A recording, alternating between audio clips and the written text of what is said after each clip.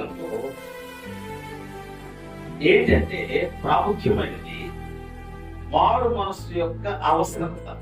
మారు మనస్సు యొక్క అవసరత. ఇక్కడ శాంతి సంఘాన్ని గురించి భక్తుడైనటువంటి యోహాను దాని గత వైభవాన్ని గురించి జ్ఞాపకం చేస్తున్నాడు. గత వైభవం, ప్రస్తుత పతనం. అంటే నీతులు తాగాము, ఇప్పుడు మా మూతులు మారుతున్నారండి అంటే ఎలా ఉంటుందో అలా ఉంటుంది అనమాట.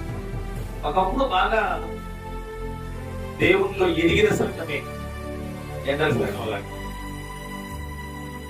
కాకపోతే పతనావస్థలోకి చేరు ఇలాగే కాదు, మీరు బాగుంటారు, ఇంకా బాగుంటారు.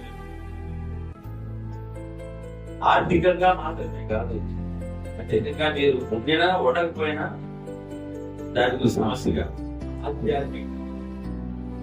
ఒకసారి గతాన్ని చూసుకుంటే మనం ఎలా ఉన్నాం, గడిచినటువంటి కాలమంతంలో మనం ఏ విధంగా ఉన్నాం, ఇప్పుడు ఎలా ఉన్నాం కంపేర్ చేసుకుంటే కొన్ని సంవత్సరానికి ఈ సంవత్సరానికి తేడా ఏంటి అని యోచించగలిగితే మంచిది. ఈరోజు రెండు పాయింట్. మొదటిది ఏంటంటే పొందవలసిన పరితాపం.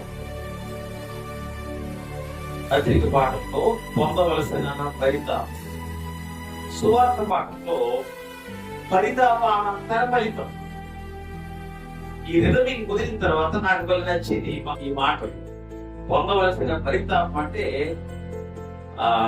క్షమాపణ, మారు మనస్సు పొందడానికి సిద్ధపడ, మారు మనస్సు పొందడానికి సిద్ధపడ. ఇక్కడ సార్టీస్ పట్టణం గత వైభవాన్ని కోల్పోయి పతనావస్థలో ఉంది.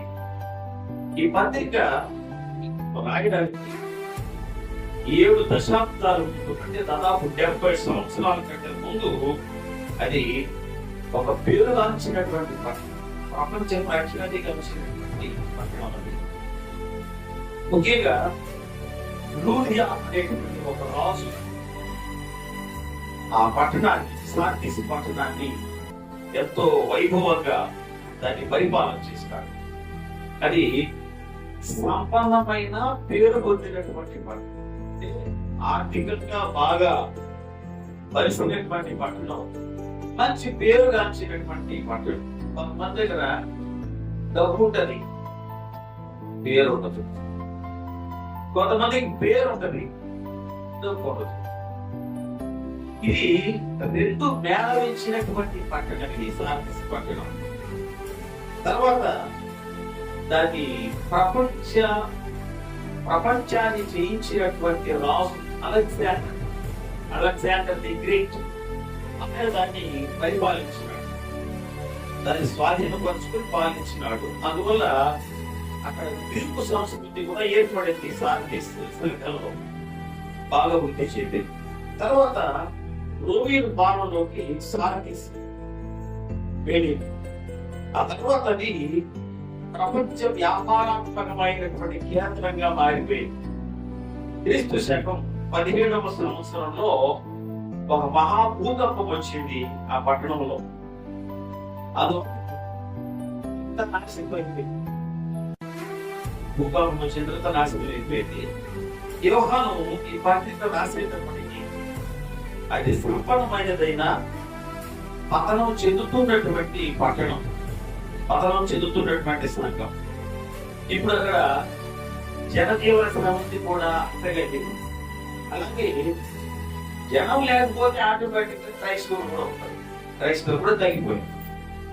సో దీని అంతటినీ పరిశుద్ధాత్మ దేవుడు యోహానుకు బయలుపరిచి ఆ సంఘం యొక్క భవితవ్యాన్ని ఆయన ప్రవేశించిన తెలియపరిచింది.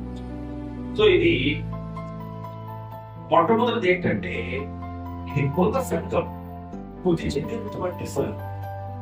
ప్రియమైన వాళ్ళగా ఇక్కడ యోహాను అంటున్నాడు, నీవు జీవిస్తున్నాననే భ్రమలో ఉన్నావు, పేరు అలాగే ఉంది కానీ మొత్తం అని ప్రభు దయచేస్తున్నాడు. ఇక్కడ క్రీస్తుకు ఇవ్వబడినటువంటి వెలుగులు కొన్ని ఉన్నాయి. ప్రకటన గ్రంథము 1వ అధ్యాయం 4వ వచనంలో యోహాను ఆసియాలో ఉన్న 7 సంఘములకు శుభమని చెప్పి వ్రాయునది వర్తమాన భూత భవిష్యత్ కాలములతో ఉన్న వారి నుండి ఆయన సింహాసనము ఎదుటనున్న 7 ఆత్మల నుండి.